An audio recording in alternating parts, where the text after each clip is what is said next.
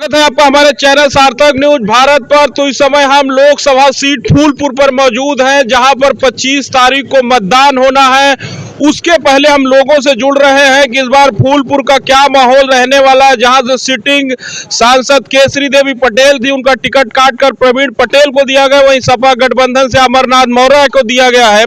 तो क्या रहने वाला है माहौल इस बार फूलपुर का, कौन जाएगा दिल्ली, कौन बनेगा यहाँ से सांसद, इन्हीं लोगों से जुड़ेंगे। क्या नाम है दादाजी? लल्लू गौतम। क्या कहेंगे, क्या माहौल रहेगा इस बार?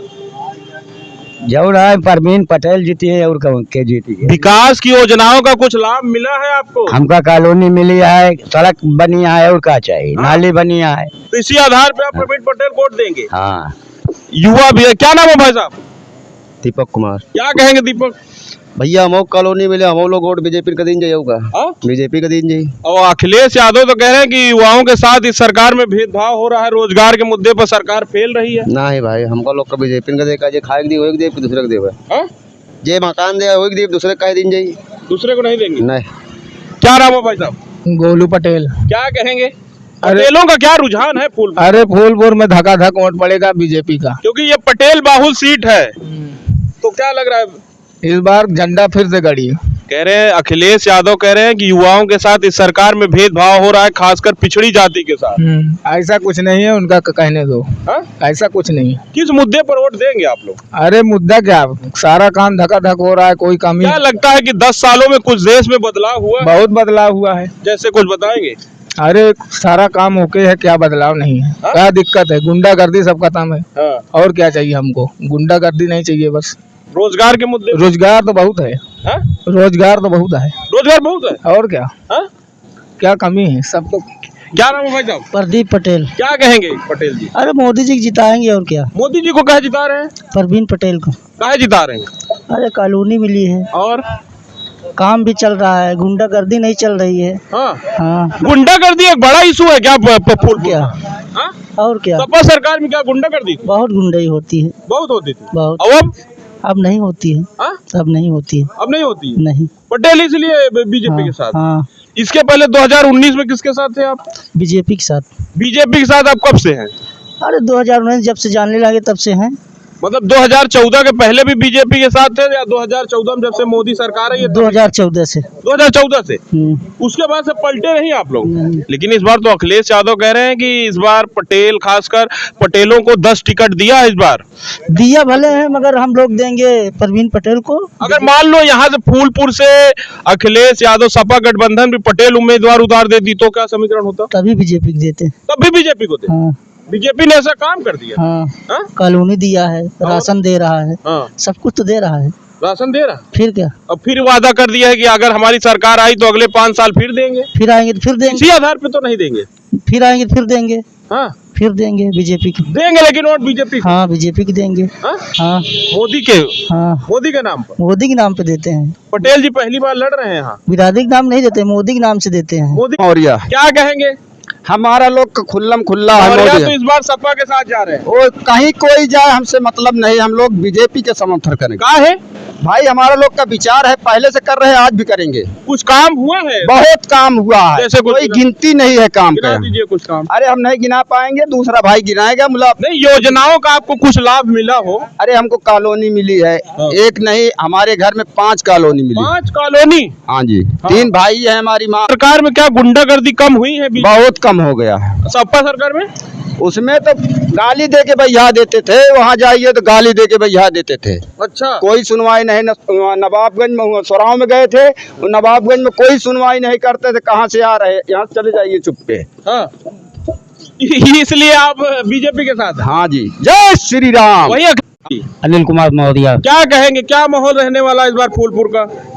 फूलपुर का माहौल बीजेपी की तरफ। बीजेपी का? हाँ।